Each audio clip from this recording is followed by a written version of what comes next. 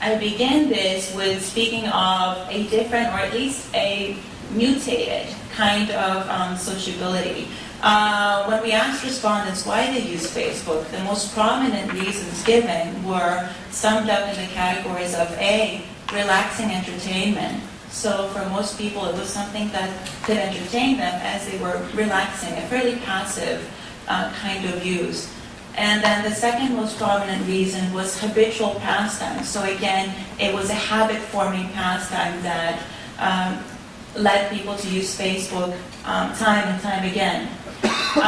This is interesting, and I refer to this as a different or a mutated kind of sociability because we're accustomed to think of sociability as a very active pursuit. So we think that when we're being social, we're being active. In contrast, in this particular study and via Facebook, we have a lot of people who are able to be social and engage in social behaviors. However, they're doing so from the comfort of their own couches and their own pajamas. So it's a very passive form of sociability that this medium affords. But it's sociability, it's social behavior regardless. We also found several ways in which certain personality characteristics or social demographic characteristics were connected to particular uses of Facebook and the impact of that Facebook use. To summarize, we found that those who were more mobile, led a more mobile existence, were able to use Facebook to stay more connected to their group of friends and acquaintances. We found that those who used Facebook for escapism, to escape from family and friends, tended to become more dependent on using Facebook. We also found that those who enjoyed a great deal of social activity in general in their lives were more likely to use Facebook to bond with close friends and family, and thus the conclusion that the social become more social. And we also found that those who were more mobile were able to use Facebook to stay in touch with remote friends and also to pass the time doing something cool and new and interesting that everybody else is doing, typically while on the road. We also, we spoke to our participants via closed-ended questions, but also through open-ended questions about their feelings on privacy. And the responses were a little bit paradoxical. On the one hand, most of our respondents tend to recognize the privacy risk that Facebook poses, and they expressed a desire to do something about that violation of privacy, but they were reluctant to actually do so for fear of losing or sacrificing some of the social privileges that Facebook offers. And also, several of our respondents, and again, we surveyed roughly 340 college students, so we're speaking of the age group we're dealing with here is 18 to 24. Most of our respondents said that they wanted to do something about privacy online, but they lacked the tools or the background, educational background, to be able to control their privacy settings effectively.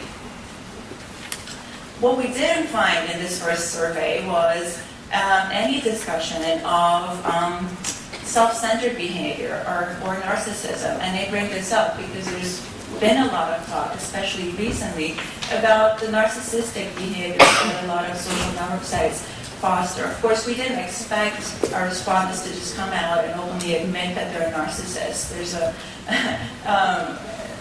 So we didn't think it very likely that they might self-disclose in that way. And there's also a lot of latent narcissism that takes place on social network sites. So that was very much on the back of our heads as we set forth to do this second study, where we worked with a subsample of our respondents and we conducted semiotic discourse analysis of photographic content that was posted online. We looked at the visual rhetoric of Facebook photo galleries, and we used Chalfant's photo culture typology to organize the kinds of elements that we wanted to focus on. And those were, so in analyzing all of the photographs that we looked at, and we looked at many photographs of college students doing silly things online that they were nice enough to grant us access to. So we looked at the participants involved, the general topics present or themes in the photographic interaction, the settings in the photograph, form and code. Under form and code, we coded for a variety of things like aesthetics, behavior, comments posted under photographs. Let's start with participants' topics and settings because those are easy to summarize. Mostly what we were seeing here were friends. People who are physically close, mostly same-sex groups, so either all men or all women. More women, so it was more likely, or rather I should say, we mostly encountered female users posting extensive and maintaining extensive photo galleries. Mostly same-sex groups, even at parties. Popular events were depicted in these photographs. Parties, trips with friends, dances and proms, school year holidays, sporting events, graduation. So it's all cultivating a culture of documented or documentable festivity. We also saw a lot of the mundane, people just hanging out, not really doing much of anything. And finally, there were tons of self-portraits, numerous versions of self-portraits reflecting variable levels of exhibitionism, overt narcissism, and a little bit of a celebrity culture influence. So some pictures giving a sense for some of these settings. So you see parties, St. Patrick's Day, graduation or prom, mundane, hanging out, sports events, some kind of celebratory sports event. We next looked at behavior, what kinds of behaviors were likely to be portrayed in these photos. Again, we saw a lot of overt and exhibitionist articulations of affection and play. In all of the photographs we looked at, there was great awareness of the camera and interaction with the camera. There was a lot of smiling, there's a lot of play and extreme expressiveness, broad gestures, open mouths. I think you noticed some of that in the previous photos. Tongue out, overt drinking. You'll see a little bit of that coming up. Embarrassing shots remained up throughout the course of our study. And there was also a lot of physical contact, a lot of hugging, arm in arm, heads together, cheek kissing. And here's some more examples of our happy college students partying. Physical contact, affection, acting silly, posing for the camera, again affection and drinking. Silly gestures and drinking, just silly gestures. The aesthetics, how was the shot staged? Obviously there was focus on the self, as you may have noticed. The self's placed at the center, reflecting some level of narcissistic behavior. The shots are centered straight on, usually taken at medium to close distance with a very limited background. The shot is taken by the person in the shot usually. It's frequently posed. It's badly composed, but that's okay. That's not the purpose of the photo.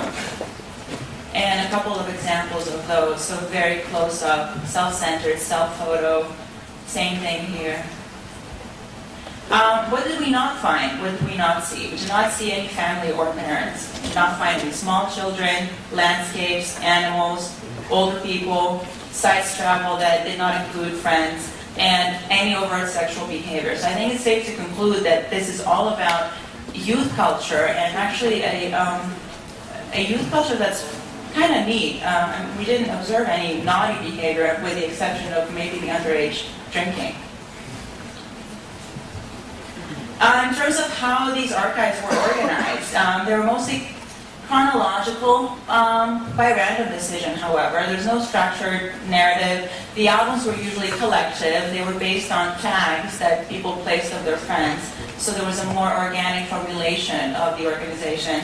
There's some deviations to that, based, again, having to do or being caused by the organic formation of a lot of these galleries.